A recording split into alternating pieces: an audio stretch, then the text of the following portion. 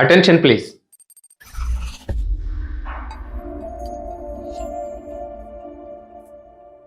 ఇది స్పీడ్ యుగం. అన్నీ కంగారే, అంతటా వేగమే. చిన్నపిల్లలను కూడా లైఫ్ స్టైల్ డిసీజెస్ కమ్మేస్తున్నాయి. తినకూడనివి తినేస్తుండడం వల్ల స్థూలకాయం, ఆయాసం దాపురిస్తున్నాయి. వయసుతో నిమిత్తం లేకుండా ఎక్కువ మందిని బీపీలు, షుగర్లు పీడిస్తున్నాయి. ఈ దురవస్థకు విరుగుడే లేదా? భారత వైద్య పరిశోధన మండలి ICMR, Madras diabetes research foundation లెక్కల ప్రకారం దేశంలో 10 కోట్ల మందికి పైగా చక్కెర వ్యాధి పీడితులున్నారు. ఇంకో 14 కోట్ల మంది వరకు ప్రీ డయాబెటిక్ లక్షణాలు కలిగి ఉన్నారు. 32 కోట్ల మంది దాకా హై బ్లడ్ ప్రెషర్తో సతమతం అవుతున్నారు. ఈ లెక్కలు 2021 నాటివి. ఏటేటా కేసుల సంఖ్య అధికం అవుతూనే ఉంది. డబుల్ మసాలాలతో నాన్ వెజ్ బిర్యానీలు, అధిక కొవ్వు పదార్థాలతో కూడిన పిజ్జాలు, బర్గర్లు, ఇంకా ప్లేట్లు, ప్యాకెట్ల కొద్దీ మితిమీరిన ఆహారం, కాంబినేషన్లో డ్రింకులు, మనకి ఏది మంచో ఏది చెడో వదిలేసి కోరి మరీ చేసుకుంటున్న అలవాట్ల వల్ల ప్రజల ఆరోగ్యం గుల్లబారుతోంది. రకరకాల వ్యాధులు, అనారోగ్య సమస్యలు మనుషులను ముసిరేస్తున్నాయి. కడకు డాక్టర్లను ఆశ్రయించి ఒక్కొక్కరు ఇన్నిన్ని మాత్రలు వేసుకోవాల్సి వస్తోంది.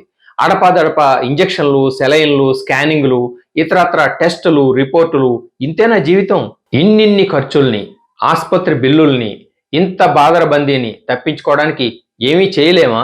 వేరే దారేమీ లేదా? ఎందుకు లేదు? నిక్షేపంగా ఉంది. అంత డబ్బు డాక్టర్లకు, హాస్పిటళ్లకు పోయకుండానే, గతి లేక చేబొదుళ్లు తెచ్చి అప్పుల ఊబిలో కూరుకుపోకుండానే ఉచితంగా, ఫ్రీగా మీ ఆరోగ్యాన్ని బాగు చేసుకునే మార్గం ఉంది. దాని పేరు నడక. అవును, పైసా ఖర్చు లేకుండానే నడక వల్ల ఎన్నో ప్రయోజనాలు పొందవచ్చు. ఎవరికి ఎలాంటి ఫీజు చెల్లించనక్కర్లేదు. క్యూలలో గంటల తరబడి నిలబడనక్కర్లేదు. ఎటువంటి ఎక్విప్మెంట్తోనూ పని లేదు. ఓపిక చేసుకుని బద్దకించకుండా 2 కాళ్లకు పని చెబితే చాలు, మీ ఆరోగ్యం ఖచ్చితంగా మెరుగుపడుతుంది. వాకింగ్ చేయండి, మీకు మంచిది అని చాలామంది చెబుతారు.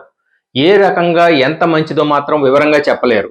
ఎన్నో సందేహాలకు, శంకలకు సరైన సమాధానము ఇవ్వలేకపోతున్నారు. నడక ఎంతగా మేలు చేస్తుందో తేలిగ్గా అర్థమయ్యేలా చెప్పడానికే ఈ ప్రత్యేక వీడియో చేశాం. క్రమం తప్పకుండా నడుస్తూ ఉంటే అది అధిక రక్తపోటును తగ్గించడానికి సహాయపడుతుంది. గుండె జబ్బు వచ్చే రిస్క్ను తగ్గిస్తుంది.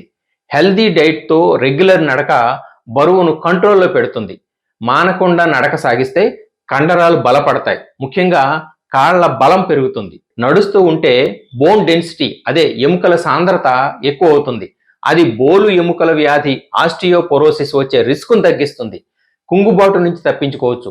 అలుపు, అలసట తగ్గి ఎనర్జీ లెవెల్స్ పెరుగుతాయి. ఒత్తిడి మాయమవుతుంది. ఉద్వేగాల నియంత్రణ సాధ్యపడుతుంది. ఎలాగంటారా? నడకను మానకుండా సాగించే కొద్దీ ఎండోమార్ఫిన్లు విడుదలవుతాయి. వాటినే ఫీల్ గుడ్ హార్మోన్లు అంటారు. వాటి వల్ల మానసిక ప్రశాంతత కలుగుతుంది.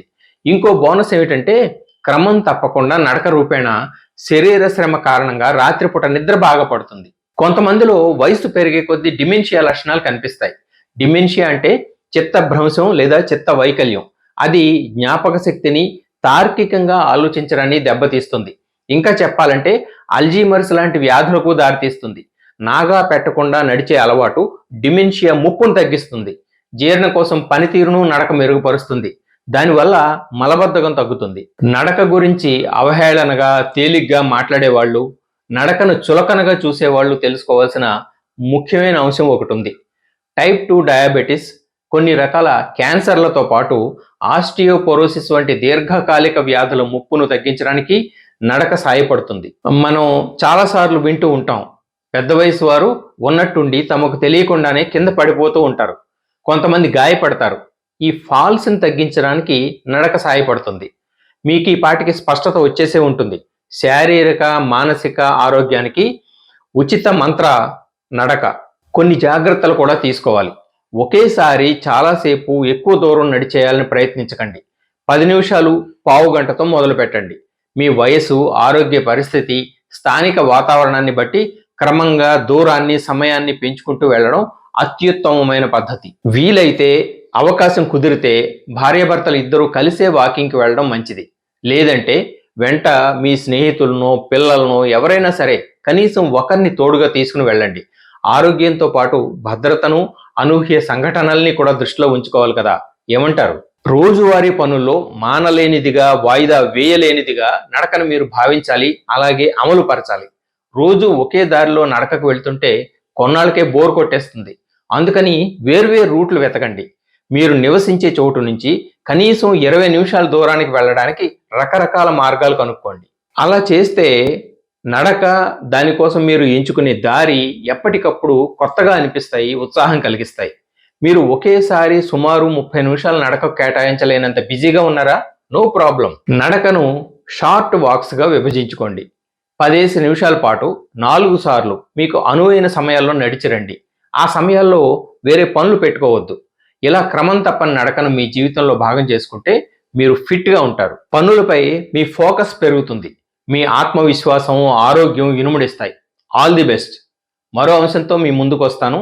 This is Balu Ekkaladevara signing off. నమస్తే.